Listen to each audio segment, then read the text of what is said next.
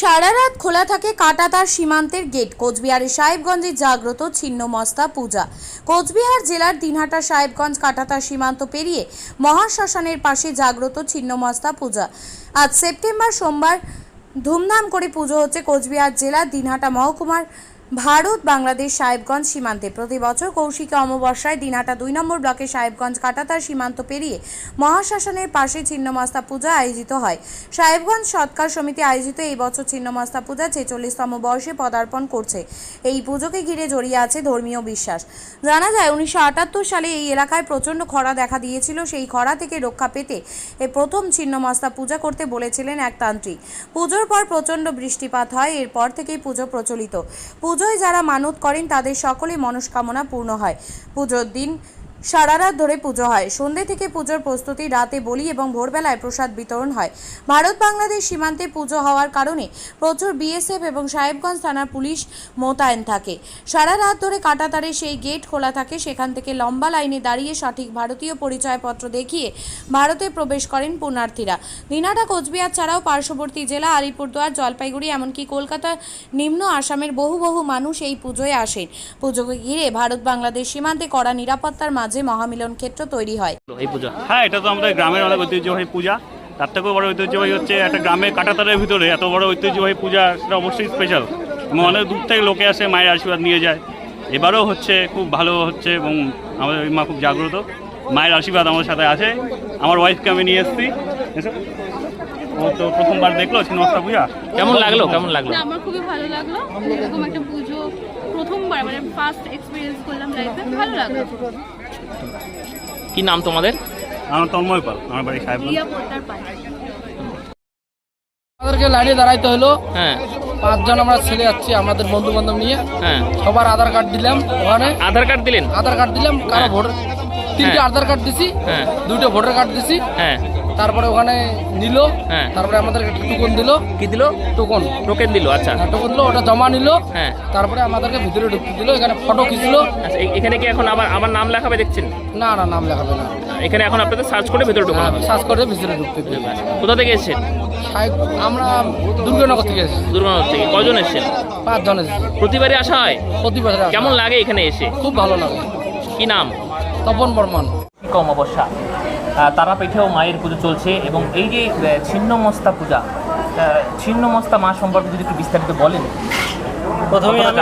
প্রথমে আমি বলি সকল ভক্তবৃন্দকে এবং হচ্ছে শুভ কৌশিকী অমাবস্যার অনেক আন্তরিক শুভেচ্ছা এবং অভিনন্দন। মার কাছে প্রার্থনা করি মা যেন সকলকে মঙ্গল করেন। কথা হলো কৌশিকী অমাবস্যা। এই কৌশিকী অমাবস্যা আপনি যদি মনে করেন তবে এক কথায় বলতে গেলে দেবী গৌরীর সমদ্ভূতা, অর্থাৎ ভগবতীর দেহকোষ থেকে আরেক দেবী নির্গত হয়েছেন, তিনি হলেন দেবী কৌশিকী এবং তার নামেই আজকে যে কৌশিকী অমাবস্যা তার নামেই প্রখ্যাত। হ্যাঁ, কৌশিকী অমাবস্যা কি হতে পারে? অনেকে বলে এটা খুবই জাগ্রত এই কৌশিকী অমাবস্যা। হ্যাঁ, কি হতে পারে? এই কৌশিকী অমাবস্যাতে একটি মাহেন্দ্রক্ষণ আছে। যেই মাহেন্দ্রক্ষণের মধ্যে আপনার হচ্ছে মহানির্বাণ তন্ত্র, বিভিন্ন যে আমাদের তন্ত্রশাস্ত্র রয়েছে, এর মধ্যে একটি সময় আছে। ওই সময়ের মধ্যে কিছু সময়ের জন্য স্বর্গের দ্বার এবং নরকের দ্বার উন্মুক্ত হয়ে যায় একদম। এবং ওই শুভ মুহূর্তটা হচ্ছে মায়ের যারা সাধক আছেন, সাধিকাগণ আছেন, তারা পৃথিবীর মঙ্গলার্থে পূজা অর্চনা করে থাকেন। এবং আরও বিশেষ তন্ত্র মধ্যে পাওয়া যায় যেই দেবীর আরাধনা করা হয়, দেবীরা ধরায় নেমে আসেন।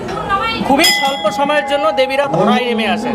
এবং আজকে এখানে এই মহা শুভ কৌশিকী অমাবস্যাতে দেবীর ছিন্নমস্তার আরাধনা করা হচ্ছে।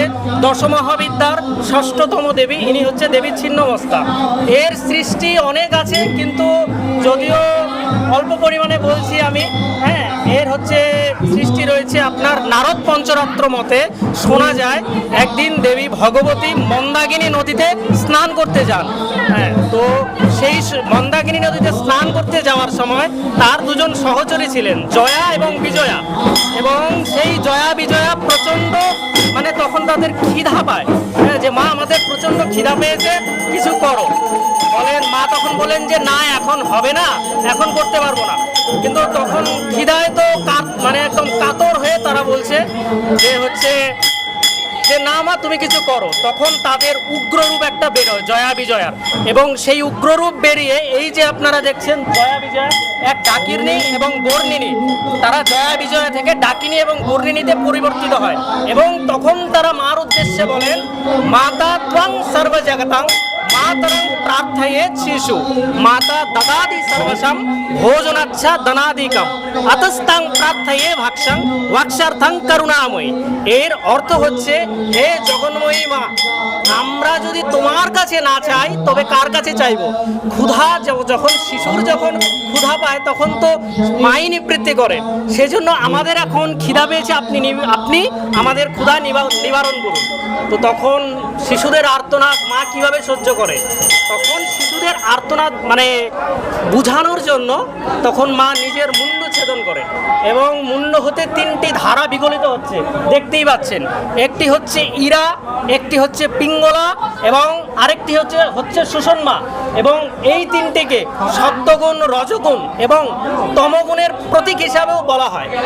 আর হচ্ছে এই দেবী শুধু এখানে নয়, ভারতবর্ষের আপনি বলতে পারেন মহাভারতের আমল থেকে ঝাড়খণ্ডের রাজারাপ্পাতে এই দেবীর মন্দির রয়েছে, খুবই জাগ্রত মন্দির, এবং আমাদের আশেপাশে অঞ্চলেও রয়েছে।